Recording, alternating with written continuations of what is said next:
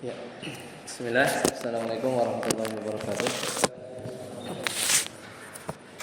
Alhamdulillah dan katsiran thayyiban mubarakan fih kama yuhibbu rabbuna wa yarda. Asyhadu an la ilaha illallah wahdahu la syarika lah. Asyhadu anna Muhammadan abduhu wa rasuluh. Allahumma shalli ala Muhammad wa ala ali Muhammad. Alhamdulillahilladzi bi ni'matihi tatimmu shalihat. Alhamdulillah. Kembali kita masuk di pertemuan dari pembahasan kitab Muyassar. Terakhir kita masih di bab tentang imam, yaitu keimaman dalam sholat. Jadi kita udah membahas itu di bulan yang lalu. Sekarang kita masuk ke pertemuan yang ke-22 ya. Itu masih lanjutan tentang imam sholat. Yang kita bahas terakhir adalah bahwasanya makmum tidak boleh mendahului imam. Ini sudah selesai. Nah, sekarang bab yang bagian yang ke-7, yaitu tentang seputar ya, hukum menjadi imam dan jamaah. Nah, di sini ada beberapa perincian kata penulis dari mazhab Hambali, ahkamu mutafarriqatun fil imamah wal jamaah. Jadi ada hukum-hukumnya, ada 4. Yang pertama, bahwasanya yang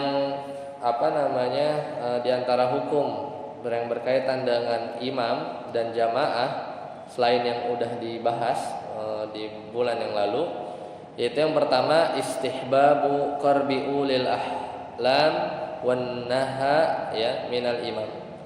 Jadi orang yang dewasa dan berakal dianjurkan untuk dekat dengan imam. Ini masalah posisi ya. Kayaknya di belakang itu jangan anak-anak ya kalau bisa. Yang paling belakang imam. Karena bisa jadi dia yang mengingatkan ketika lupa, kemudian juga yang kalau imamnya batal ya dia akan tarik satu orang di belakangnya, tentunya kalau bisa yang berdewasa. Jadi orang-orang yang punya keutamaan lah ya, orang-orang yang punya keutamaan itu didahulukan di belakang imam. Kemudian di antara hukum yang lain kata Nabi sallallahu alaihi wasallam, liyalini minkum ulul ahlami wan nuha. An-nuha maksudnya. Hendaklah berdiri di belakangku. Ini Nabi ya, Nabi merintahkan. Hendaklah yang berdiri di belakangku adalah orang-orang yang dewasa wan nuha. An-nuha itu artinya yang berakal. Tsummal ladzina yalunahum. Baru setelahnya orang-orang yang level-level setelahnya. Tsummal ladzina yalunahum. Kemudian orang-orang yang sesudah mereka dari sisi keutamaan. Jadi hikmahnya adalah kalau bacaan imam salah, lupa atau tadi ya batal dan seterusnya, maka bisa diganti langsung oleh orang yang berilmu. Kemudian hukum yang kedua, al-hirsu ala shaffil awal. Berusaha mendapatkan shaf yang pertama. Nah, ini juga anjuran Nabi sallallahu alaihi wasallam bahwasanya kita hendaknya ya mengusahakan untuk mendapat shaf yang pertama. Ya, seandainya tahu keutamaan, niscaya mereka akan lastahamu, maka mereka akan ngambil undian supaya bisa di shaf pertama. Nah, kemudian yang ketiga, taswiyatus sufufi wat tarasi. Jadi di antara hukum yang lain adalah taswiyatus sufuf, taswiyatus sufufi, yaitu meluruskan shaf. Wa taras ya, dan juga merapatkannya. Wasaddul farj, dan juga menutup celah yang kosong. Wa itmamus shaffil awwal fal awwal, kemudian melengkapkan shaf pertama kemudian yang lain. Ini diantara hukumnya. Makanya Nabi sallallahu alaihi wasallam ketika mulai salat, kata beliau, hadis ini diriwayatkan oleh Imam Muslim, Sawu ya, sawu ya, artinya apa? Luruskanlah. Sawu ya, bitasydidil waw. Jadi dengan tasydid wawunya. Jadi sawu sufufakum. Luruskanlah oleh kalian sufufakum, yaitu saf-saf kalian. Fa inna taswiyatas sufufi, jadi bacanya kata Imam, sawu sufufakum. Fa inna taswiyatas sufufi min tamamis shalah, atau fi riwayatin min iqamatis shalah, atau min tamamis shalah.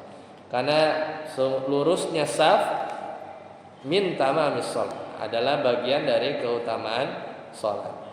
Ya, jadi itu yang ketiga. Yang terakhir adalah salatul munfaridi khalfas shaffi. Saya shaf udah penuh nih, yang shaf pertama. Ya, shaf yang pertama udah penuh. Datang orang yang kedua, ya, kemudian dia sendirian bersendirian di shaf yang belakang. Maka menurut mazhab Hambali, kalau kondisinya demikian, kata Nabi sallallahu alaihi wasallam, la sholata limunfaridin khalfas shaffi. Tidak ada salat bagi orang yang berdiri sendirian di belakang shaf. Jadi waktu itu Rasulullah SAW pernah melihat seorang lelaki salat sendirian di belakang shaf, maka Nabi SAW fa'amarahu an ya'idas shalah, memerintahkan untuk mengulang sholat, Bagaimana caranya supaya tidak seperti itu ya?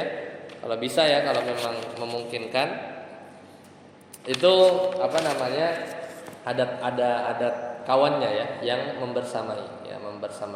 Tapi kalau darurat ya tidak sampai batal ya, tapi kurang utama ya, memang nggak ada, apalagi misalnya di Istiqlal yang ujung ke ujungnya bisa sampai mungkin 100 meter gitu ya.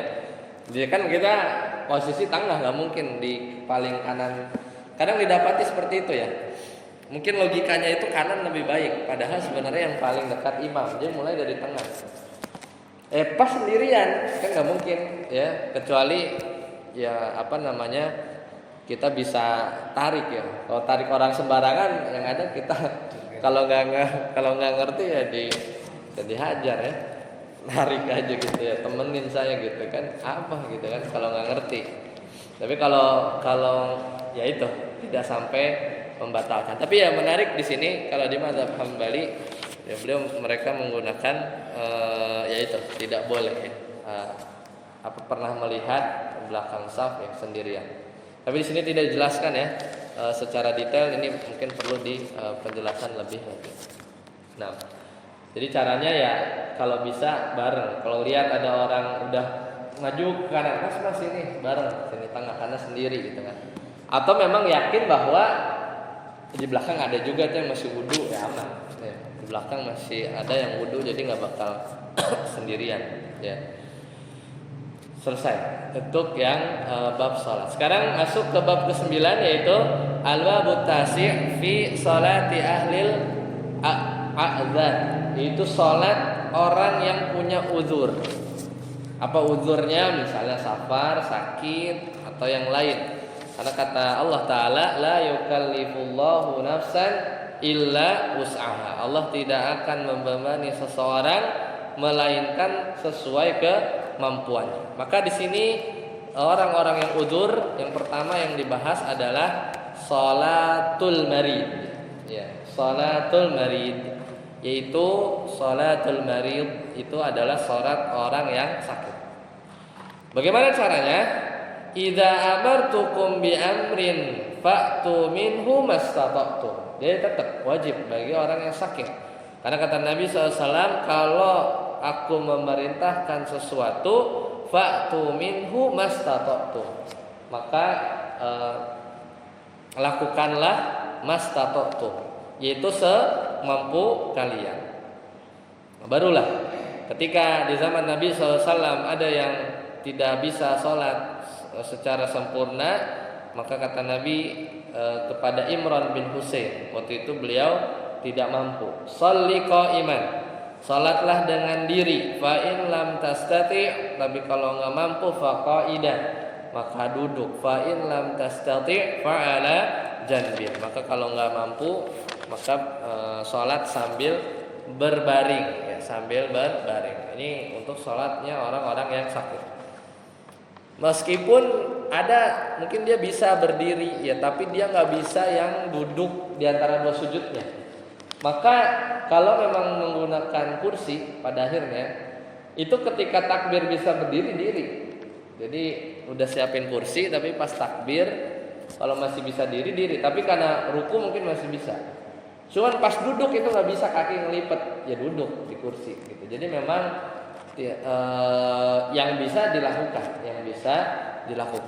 Ya, bahkan kalau memang nggak bisa berdiri lama, maka tetap diusahakan kita pas takbirnya masih berdiri, tapi baru kelar takbir ya duduk langsung. Ya, biasanya ada kursi-kursi yang disiapkan ya di masjid-masjid itu ya untuk orang-orang yang memang sudah tidak sanggup untuk berdiri lama, ya maka itu adalah termasuk uzur, terlepas ya dari sakitnya ya.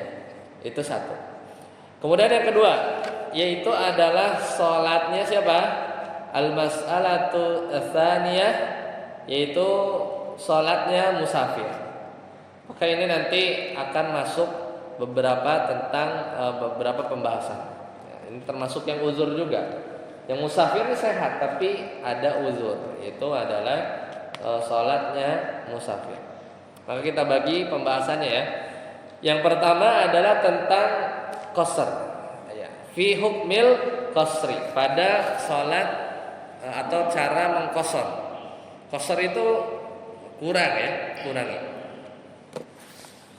Sejatinya ketika kita mengqasr sholat, yaitu pada rakaat yang 4 jadi 2, udah itu aja. 2 nggak jadi 1 dan 3 nggak jadi 1,5. Tapi yang 4 saja, 4 jadi 2. Itu sejatinya memang adalah rakaat yang dulu Nabi SAW terima ketika Isra dan Mi'raj.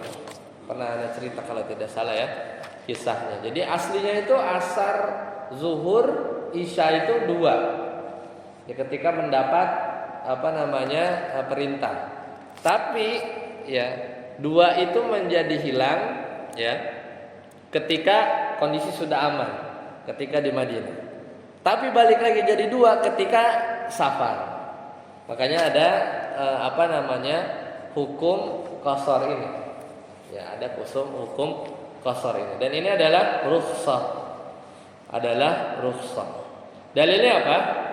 Yaitu Allah Ta'ala berfirman di surat An-Nisa, wa idza darabtum fil ardi falaysa 'alaikum junahun an taqsuru ya minas salati in khiftum an ayyaftinakum alladziina kafar. Jadi kata Allah Ta'ala, wa idza darabtum, apabila kalian berpergian di muka bumi maka tidak mengapa kalian mengqasar salat. In khiftum, kalau kalian takut diserang oleh orang-orang kafir. Ya, ini salah satu dalilnya. Ya, dan juga kalau sudah aman pun sama. Ya, kalau sudah, ini kan kondisinya perang ya. Tapi ini kalau sudah aman pun tetap Nabi dan para sahabat ketika melakukan safar itu juga mengqasar salat. Ya, mengqasar salat. Itu yang pertama. Kemudian bagian yang kedua, apa saja yang boleh diqasar? Yaitu adalah yang rakaatnya ya fi sholati rubaiyah, salat yang rakaatnya 4. Yaitu wahia salatu zuhri wal asri wal isya'i wala taqsuru salata subhi walal maghriba ijma'an. Secara ijma' enggak ada tuh kita bisa salat, bisa qasar subuh dan maghrib. Udah 2 jadi 1, maghrib 1,5 nggak mungkin. Jadi zuhur saja. Itu adalah zuhur, asar, isya. Jadi rakaat yang salatnya 4 jumlahnya. Nah, sekarang masalah yang selanjutnya fi haddis safari alladzi taksuru fi salatu wa nauhu. Jadi kapan safar itu boleh kita mengqashar sholat? Nah ini menarik nih, karena berbeda-beda ya, berbeda-beda di pembahasan fikih. Nah di mazhab Hambali di sini mengambil pendapat bahwasanya as-salatu haddus safar alladzi taksuru fihi salatu sittata asyara farsakh ya. Jadi batasan kita boleh qashar kita bukan ngomongin jama' ya. Kalau jama' itu digabung. Kalau jama' itu nggak mesti safar. Ada uzur yang syar'i, misalnya hujan yang lebat gitu kan. Kondisi yang memang tidak memungkinkan, jama' bisa. Tapi kalau qashar itu kalau di safar itu ada batasannya. Kalau di mazhab Hambali, yaitu ketika perjalanannya itu lebih daripada berapa? 16 farsakh. 16 farsakh itu berapa?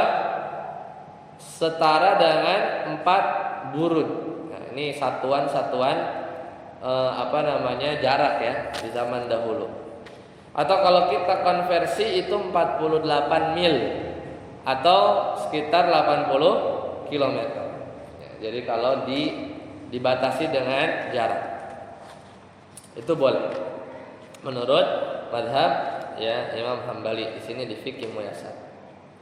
Yaitu kalau dulu zaman dulu itu 2 hari perjalanan normal ya. Jadi normal berjalan ya, langkah kaki jalan pelan itu sekitar 80 kilo. Berarti perjalanan 80 kilo dulu tuh kalau jalan kaki sekitar 2 hari ya. Sampai 1 hari 1 malam ya safar. Nah sekarang 80 kilo itu kayak kemana ya, ke ini ya, puncak lewat ya, puncak lewat atau mungkin hampir kalau dari sini ya sekitar hampir Cianjur ya, atau sebelumnya ya, meskipun ya nggak capek ya, disetirin gitu kan, di naik travel ya nggak capek, dulu kan capek ya, meskipun nggak capek, ini karena mengambil jarak. Itu pertama berkaitan dengan jarak. Adapun jenisnya ini juga diperjelas ya kalau di fikih muyasar. Wa amma nau'uhu, jenis safarnya, karena safar itu berjenis-jenis. Fa huwa as-safaru mubah. Pertama, safar mubah. Apa tuh? Safar mubah tuh ya healing. Ya, rekreasi itu mubah tuh. Berniaga mubah, itu safar yang mubah. Kedua, was-safarul wajib, itu safar wajib. Itu apa? Kas-safari lil hajjil awal ya, safar buat haji yang pertama kali, wajib itu. Kan hajinya wajib, safarnya wajib nggak? Wajib, ngikut ya. Karena hajinya dia udah mampu, udah haji pertama lagi ya, itu ya safarnya ikutan wajib. Atau kas-safaril jihad, atau perjalanan untuk jihad, itu yang wajib. Yang ketiga, was-safarul masnun al-mustahab, yaitu safar sunnah. Apa? Misalnya safar mengunjungi kerabat ya. Atau was-safaru lil mar'ati tsaniyati fil hajj, atau safar haji kedua. Haji kedua sunnah. Ya, atau safar umroh. Ada yang bilang umroh pertama wajib, tapi ya yang kuat ya sunnah ya. Anggap yang sunnah. Maka safarnya juga sunnah. Nah, itu 3 itu boleh. Maka wa ala hadza fasafarul muharram ya, atau mahrum la yajuzu fihi al-qasr. Kalau safarnya safar yang haram itu nggak bisa tuh qasar. Safar mau bunuh orang misalnya, nggak boleh. Safar mau pergi bermaksiat, berzina misalnya, dia qasar dulu salatnya, nggak boleh, tidak bisa. Ya ini menurut pendapat yang rajih. Ya, jadi nggak boleh pada safar yang haram untuk qasar salat. Jadi selain jarak, jenis safarnya juga harus dilihat. Kalau safarnya yang di situ terkandung di dalamnya maksiat, nggak boleh qasar, nggak bisa, ya tidak bisa qasar. Nah, sekarang yang keempat, al-mas'alatur rabi'ah, yaitu tentang hal yaksuru man nawal iqamah. Ya, jadi apakah orang yang berniat tinggal, jadi dia mau pergi nih ke Bandung 128 kilo gitu kan. Tapi dia niatnya emang pindahan bukan safar. Jadi memang dia mau tinggal di situ, menetap. Pertanyaannya, apakah boleh qasar? Maka kita lihat kata para ulama di sini di fikih muyasar, man nawa al-iqamah maksudnya mukim. Kan lawan dari safar itu adalah mukim, ya, orang yang bertinggal di situ. Yahtaju ila tafsil, maka ini perlu perinci. Kalau dia niat tinggal secara mutlak, pokoknya tinggallah, saya memang mau tinggal, maka dia tidak boleh qasar karena dia bukan musafir jatuhnya, ya, bukan musafir. Kemudian ya karena kondisinya nggak boleh, ya karena yang qasar itu hanya yang musafir. Itu yang pertama. Nah kemudian ada yang membatasi, ya. Kalau misalnya dia niat tinggalnya lebih dari 4 hari, ya, lebih dari 4 hari, atau tinggal buat urusan yang nggak tentu, misalnya saya bakal tinggal di sini sampai anak saya ketemu, misalnya dia lagi nyari anak, gitu kan nggak tahu ketemunya kapan, ya, nggak tahu ketemunya kapan. Nah, kemudian atau dia yakin kayaknya bakalan tinggal di sini lebih dari 4 hari, gitu ya. Maka ini ada hadis yang ini ya, apa namanya? Siapa yang tinggal selama 4 hari atau kurang, maka dia qasar. Jadi kalau di mazhab Hambali syarat itu minimal 4. Jadi kalau dia niat tinggal selama 4 hari atau kurang dari itu, maka dia boleh qasar. Tapi kalau dia tinggal niatnya udah lebih dari 4, emang seminggu, maka dia sempurnakan sholat. Nah, maka kata Anas bin Malik, aqamna bi Makkah, bahwasanya Anas bin Malik tinggal di Mekah, dari Madinah nih, Madinah ke Mekah. Berapa lama? Asyran naqsurus shalah. Ya, jadi kami tinggal selama 10 hari, ya. Kemudian beliau mengqasar salat. Nah, ini kebalikan. Maka ucapan Anas ini beliau menghitung, ya, keluarnya Nabi dari, ini lagi haji, ya, Mina ke Arafah itu kurang lebih 10 hari. Tapi ya yang roji sebenarnya dia selama masih kategorinya musafir, maka masih boleh untuk mengqasar. Selama dia tidak berniat tinggal, ya. Jadi memang musafir. Ini kayak misalnya sering ditanyakan itu misalnya yang di tengah laut gitu ya, di kapal gitu ya, atau di anjungan ya, anjungan apa namanya, ya di laut ya, tengah laut gitu ya.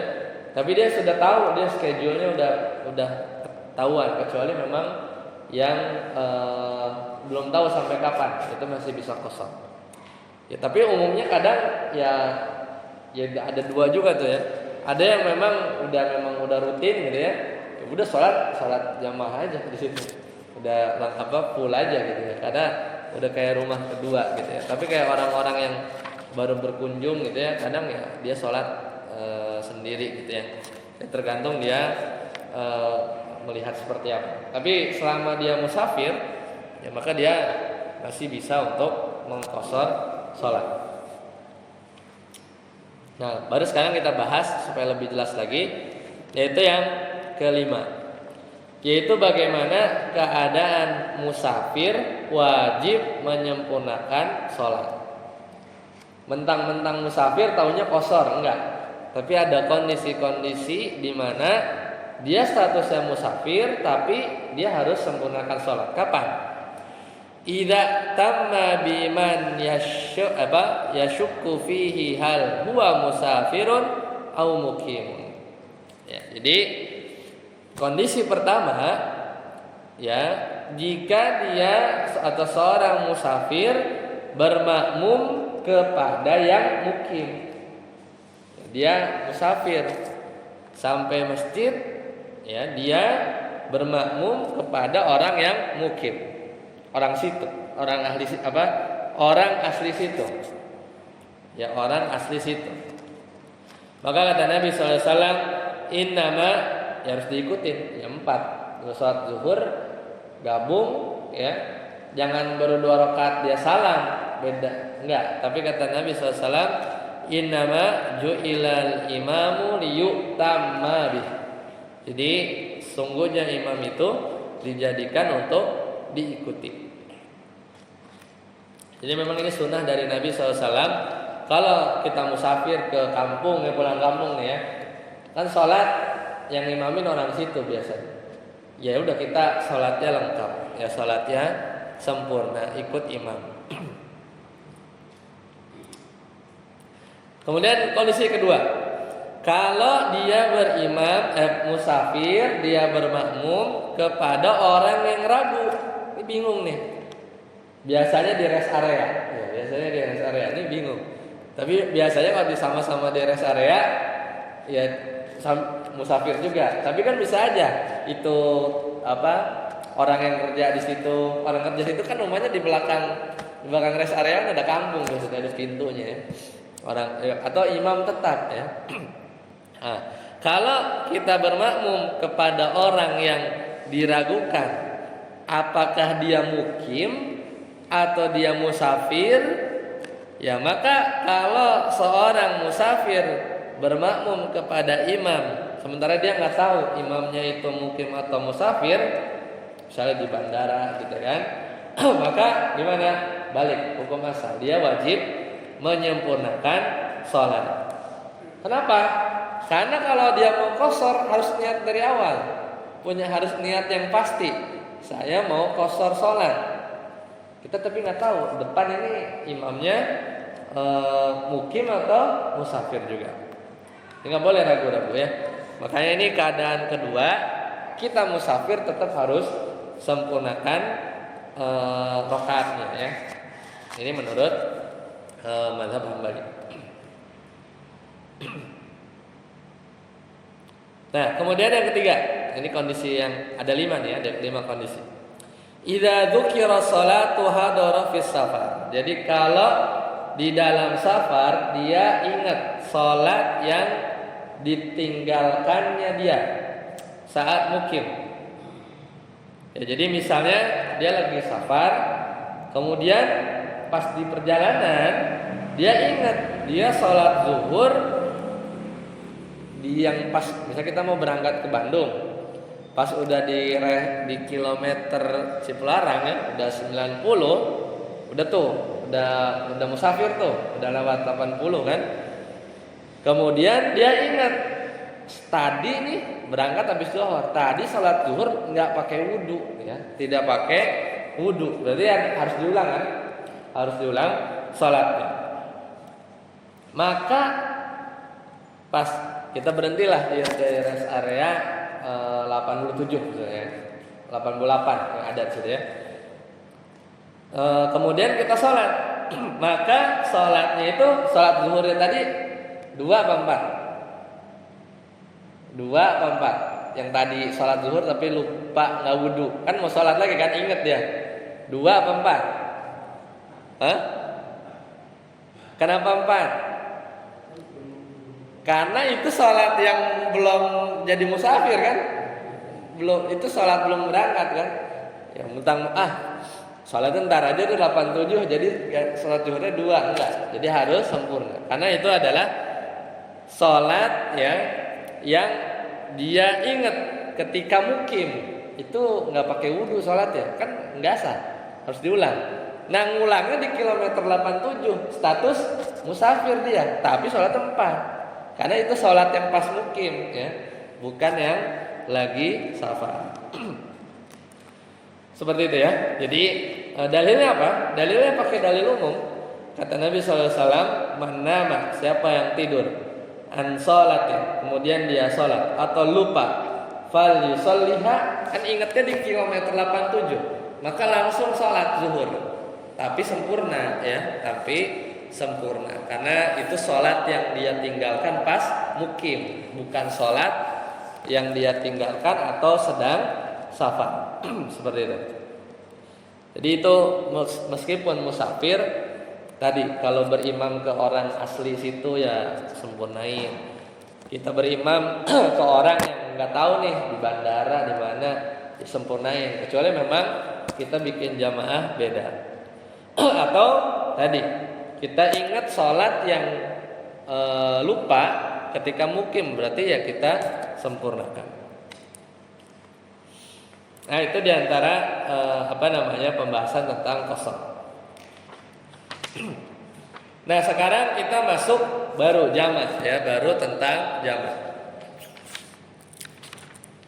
Karena beda. Kalau jamak itu sesuai katanya jamak. Jamak artinya menggabungkan. Yang bisa digabung yaitu ya asar dengan zuhur, maghrib dengan isya. Ya, maghrib dengan isya. Itu jamak. Jadi jamak antara dua salat. Tidak bisa kita jamak yang subuh, zuhur, asar, maghrib, isya semuanya jamak gitu ya. Tidak bisa ya. Ada sebagian orang yang penjamak itu ya semuanya. Itu biar efisien waktunya dia jamak ya. Dia jamak semua. Itu tidak boleh. Nah, yang pertama al-mas'alatul awal fi masyru'iyyatil jam'i baina shalatain wa man yubahu lahu dzalik. Ya, jadi kapan disyaratkan jamak antara dua salat dan siapa yang boleh?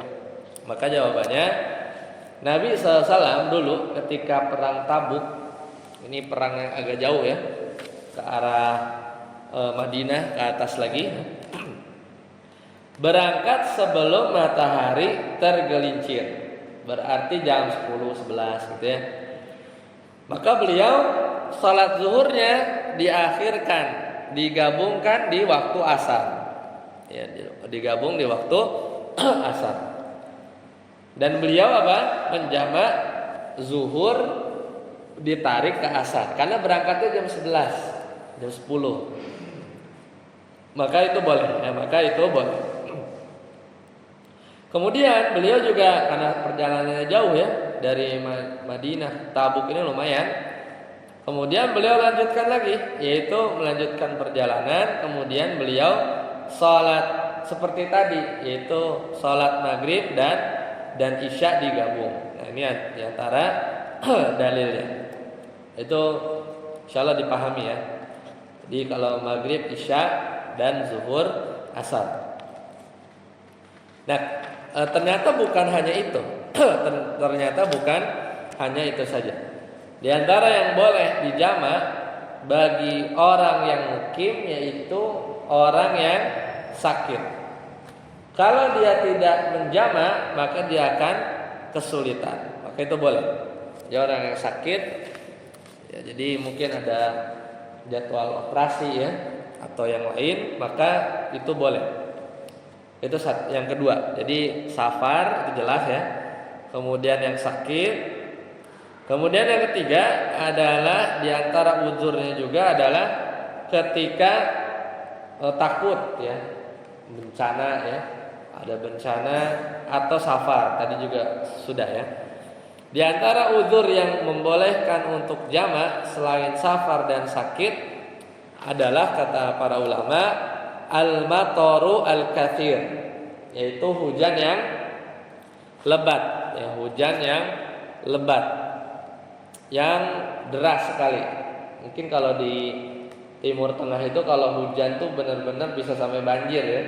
Ya kalau apalagi Mekah itu kan Masjidil Haram itu kan cekungan ya. Dan kalau hujannya itu nggak berhenti lumayan itu bisa menyebabkan banjir. Nah ini boleh karena ya itu tadi seorang mukallaf ya, lagi-lagi dia tidak dibebani sesuatu yang menjadikan apa yang dia tidak mampu. Kemudian yang kedua, di mazhab Hambali itu juga boleh al-wahlu al-awatqin. Jadi jalannya itu lumpur ya. Karena hujan lebat, jalannya itu nggak bisa dilalui. Maka dia ketika sampai di masjid, mungkin katakanlah sholat maghrib, ya, udah tahu nih bahwa kedepannya akan ada hujan yang besar ya.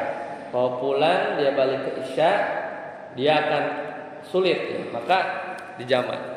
Cuman itu kalau di Indonesia rasanya mungkin agak sulit ya, agak jarang lah ya kita mengamalkan ya seperti ini. Cuman kalau di negeri-negeri yang memang hujan itu jarang dan sekalinya ada itu orang tuh kesulitan ya karena hujan yang lebat, atau arrihi asyadidah, yaitu angin yang kencang. Nah, kalau angin nggak bisa kemana-mana tuh, nggak bisa keluar rumah gitu kan.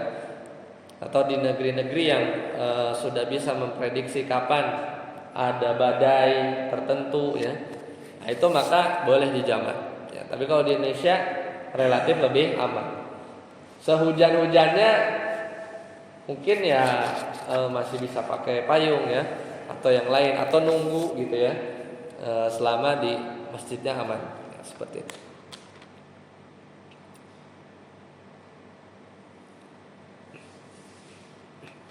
Ya, selesai untuk pembahasan tentang imamah. Nah, sekarang kita lanjutkan, masih ada waktu, yaitu bab yang baru, yaitu tentang al-babul asyir fi salatil jum'ah. Ya, jadi ini masih di kitabus shalah.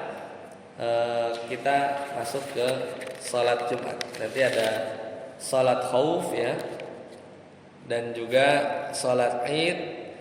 Kemudian nanti salat istisqa, salat khusuf ya, gerhana, salat janazah. Kemudian kita selesai. Nanti kita masuk ke zakat ya. Ramadan berapa hari lagi? 103 ya. 103 atau 133 gitu ya. Bentar lagi ya. Karena lebaran itu Maret ya. Lebaran itu bulan Maret. Jadi ya kurang lebih 133, 132. Cepat ya, nggak kerasa ya. Kita udah pertemuan 22, kalau sebulan sekali udah hampir 2 tahun ya. Nggak kerasa. Ini pertemuan ke 22. Memang udah ngelewatin 1 kali Ramadan ya waktu itu. Jadi sekarang masuk di bab salat. Dan sekarang kita masuk ke bab fi salatil Jumat. Baik, bagian pertama, al-mas'alatul awal, hukmuha wa dalilu dzalik. Hukumnya kita tahu. Ini jelas, bahkan ada suratnya. Surat khusus namanya surat Al-Jumu'ah. Allah Ta'ala berfirman, ya ayyuhalladzina amanu idza nudiya lis-salati min yaumil jumu'ati fas'au ila dzikrillahi wa dzarul bai'. Surat Jumu'ah ayat 9. Wahai orang-orang beriman, idza nudiya lis-shalah, kalau kalian diseru untuk salat min yaumil jumu'ah, pada hari Jumat, fas'au, maka bersegeralah ila dzikrillah, kepada mengingat Allah, wa dzarul bai', dan juga tinggalkan jual beli. Itu diantara dalilnya dari Al-Quran. Kalau dari sunnah Nabi SAW, itu hadis diriwayatkan oleh Imam Muslim. Kata Nabi SAW, rawahul jumu'ati wajibun ala kulli muhtalimin. Jadi berangkat salat Jumat itu wajib bagi orang muhtalim. Muhtalim itu orang yang dewasa atau yang balik.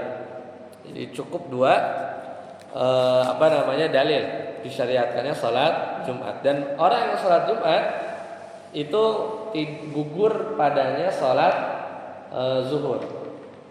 Makanya kalau orang luput, ketiduran ya, salat dari tidur nih jam 11, bangun jam 2 hari Jumat, laki-laki dewasa, maka dia salat zuhur. Dia salat zuhur. Atau pas takbir gitu kan, dengerin khotib, dengar. Pas takbir rakaat pertama mules kamar mandi ya. Ternyata imamnya bacanya kulhu sama Anas cepat, pas balik udah tahiyat. Nah, kalau luput tidak ada, jadi gini, kalau dia bisa gabung masbuk dapat satu rakaat lanjut satu. Tapi kalau udah lewat, udah masuk ruku yang rakaat kedua, udah sami Allah, udah nggak dapat rakaat lagi kan, maka dia sholat zuhur. Dia sholat zuhur. Itu di kaifiat kalau tertinggal. Ya nggak apa-apa ya, tapi sholatnya jadi sholat zuhur karena dia luput dari imam. Bahkan sebagian rakaat pun tidak dapat ya. Tapi kalau masih ini ya masbuk, mungkin agak canggung ya, ketika salam di diri sendiri gitu kan. Gimana gitu ya, kalau sholat Jumat itu kan kayaknya kalau terlambat tuh aneh gitu ya. Ya udah, mungkin kalau udah habis buang air besar gitu ya pulang ya, udah terlambat ya. Tapi sholatnya jadinya zuhur, maksudnya bukan dua gitu ya, poinnya itu. Nah kemudian sekarang poin selanjutnya, alaman tajibu, siapa yang wajib sholat? Maka jawab dalam mazhab Hambali, tajibul jum'atu ala kulli muslimin, itu bagi setiap muslim zakarin, yaitu laki-laki, merdeka, hurrin, balighin, dia juga balik, akilin, dan juga berakal. Satu lagi, qadirin, mampu, dia mampu, ala ityaniha, jadi dia mampu buat hadir. Kalau sakit ya sholat zuhur di rumah gitu kan, nggak mampu dia menghadiri sholat Jumat. Dan satu lagi, mukim, karena orang yang musafir enggak, dia tidak wajib sholat Jumat, jadi dia sholat zuhur. Tapi ya zaman sekarang baru berapa meter udah ada masjid, ya silahkan ya kalau memang memungkinkan. Tapi pun enggak ya, memang apalagi safar yang dia nggak bisa dikejar waktu gitu ya, ya sudah, apalagi zuhur, ntar aja sholatnya sama asar, itu di jamak qashar gitu ya, kita ambil rukhsah. Maka kesimpulannya, sholat Jumat itu tidak wajib buat siapa? Hamba sahaya, karena dia budak, wanita, anak-anak ya, orang yang tidak berakal, dan juga orang yang sakit karena dia nggak mampu, dan juga musafir. Ini kata Nabi SAW, al-jumu'atu haqqun wajibun ala kulli muslimin fi jama'atin illa arba'ah, kecuali 4, yaitu abdun mamlukun aw imra'atun aw sabiyun aw maridun. Jadi hamba sahaya ya, wanita, kemudian anak-anak, dan juga orang yang sakit. Ya seperti itu. Jadi kalau musafir, Nabi dulu pernah musafir, jadi bersafar, kemudian di hari Jumat, dan juga waktu itu lagi haji dan hari Arafah. Pas tuh, Jumat lagi haji ya di hari Arafah, maka beliau sholat zuhur ya, tidak sholat Jumat. Ini dilakukan oleh Nabi SAW. Dan juga pernah beberapa kali lebaran ya, pas Jumatan paginya sholat Id. Nah di situ juga ada pembahasan yang nanti akan dibahas ya. Jadi nanti sholat Jumatnya itu bisa jadi sunnah ya, tapi nantilah kita bahas. Jadi ada kadang pas banget Idnya itu hari Jumat ya, hari Jumat ya, seperti itu. Baik, sampai sini dulu ya. Silakan jika ada yang tanyakan, insyaallah nanti kita lanjut di pertemuan yang akan datang, masih tentang sholat Jumat sebelum nanti kita bahas sholat khauf. Silakan kalau ada yang ingin tanyakan.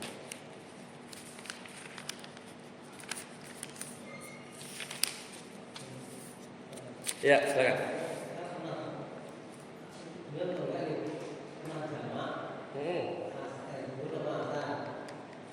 mana? Di zuhur apa asar?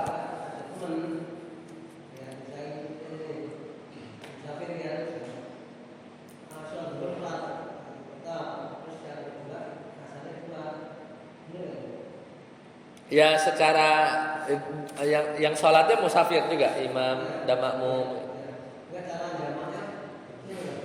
Kalau berbicara jamak, tadi di asar sholatnya. Zuhur masa sholatnya di asar apa di zuhur? Oh dimajuin.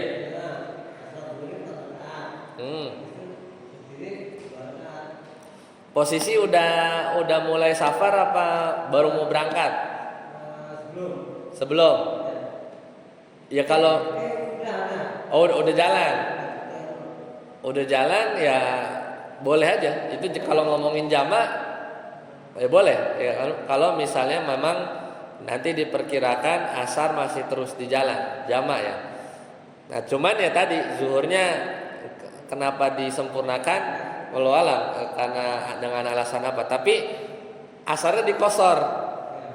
Ya selama dia musafir, safarnya bukan safar yang haram ya, maka ya boleh aja. Cuman ya itu mungkin entah zuhurnya dia bareng imam yang mukim atau yang lain, atau ya dia tetap sempurnakan, berarti ketika itu kondisinya dia tidak ambil rukhsah, maka kondisinya menyelisihi yang utama gitu ya.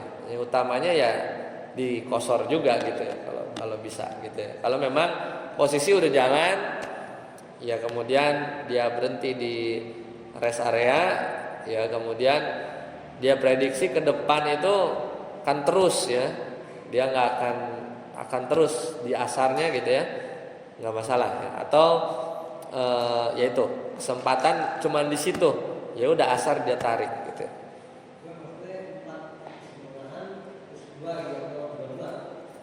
Dua-dua bagus, 4-2 ya berarti rusonya nggak diambil gitu ya, rusonya tidak diambil, tapi di jamak bisa. Silakan, ada yang lain?